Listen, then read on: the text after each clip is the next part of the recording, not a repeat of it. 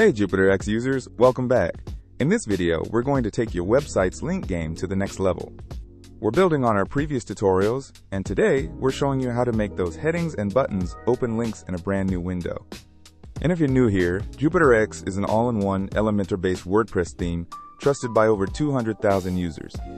It replaces Elementor Pro with built-in tools, includes 450+ ready-made websites, and comes with a one-time payment instead of recurring fees. Let's jump right in. Alright, let's select this heading widget. Now, let's click the link options icon. This opens a submenu. Okay, let's click Open in New Window here to set that attribute for this heading element's link. Alright, now that we're all done with the heading widget, let's move on and edit our button widget.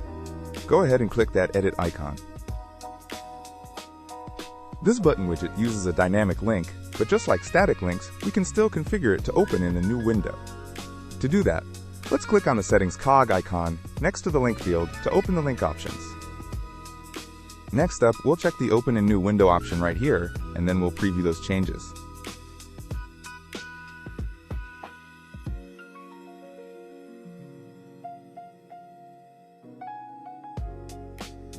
Alright, so by clicking on this heading, it'll take us straight to the help.jupyterx.com page, which will conveniently open in a new tab for us.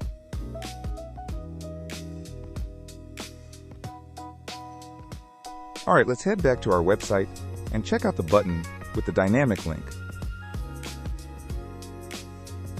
And now, click this button, which is dynamically linked to the shop page, and watch it open in a new tab.